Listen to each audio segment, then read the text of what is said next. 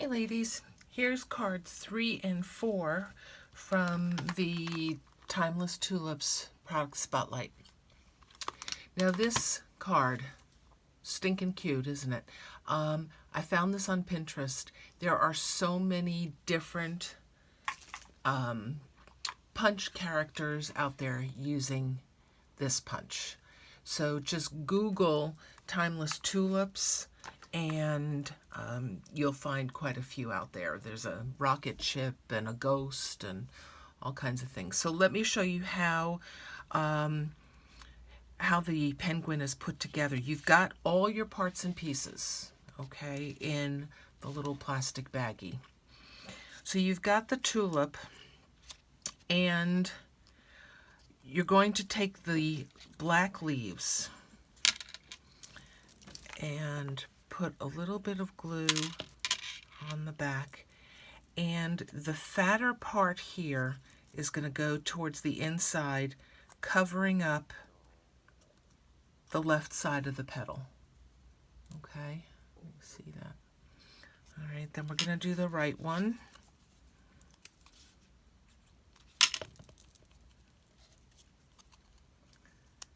And that's going to go here, covering up the right side. And what you want to do is you want to pull it so it covers up the white. We really don't want to see the white.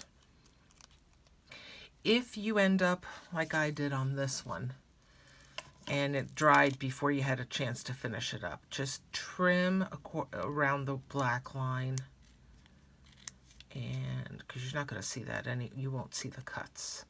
So just trim it off like that, okay?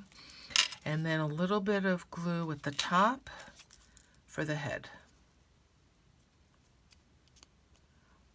Okay, you can make them as tall or as fat as you want. And then the flower is the feet. So I'm just going to put a little bit of glue on the back of the center petal. And I'm going to push this all the way up so that you just see the tips of the petals. Okay. There you go. Then you've got white eyes with black in the center, and then you've got this little apple seed that is going to be his nose, and you've got a black bow tie if you want the bow tie on there. All right. I did not stamp your greeting, so you can put anything down here at the bottom. It's stamped in basic black, and the black layer is centered, and then the DSP is wonky. Okay, any direction you want to go. And that's that card. Okay, not difficult, just a couple of parts and pieces. And as far as the legs, if you want to recreate this and don't have any kind of a flower, there's so many different things. You could use a heart punch to create that. You can take these two tips, cut them off, and put them behind and make them legs. Just do them in a different color.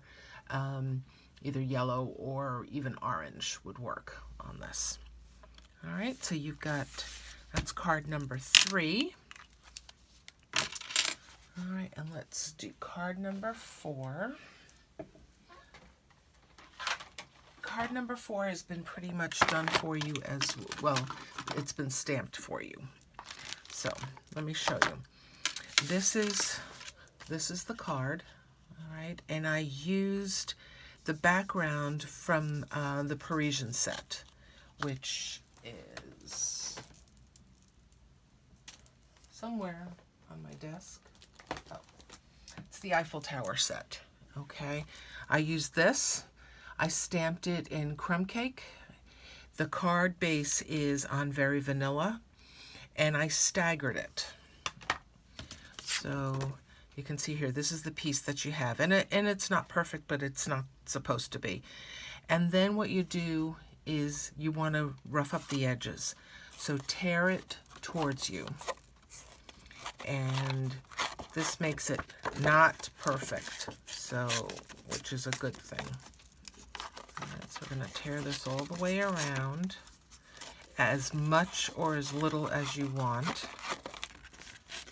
And you want to tear it towards you because it's going to give you that rough, unfinished edge. So here, you can see here's the finished edge, but this gives you a little bit more of a vintage look, okay? Then any kind of a neutral, if you've got crumb cake, great. If you don't have crumb cake, Sahara sand would work, or any kind of a lighter brown. Put a little ink on the sponge, and then just go over the edges. Okay.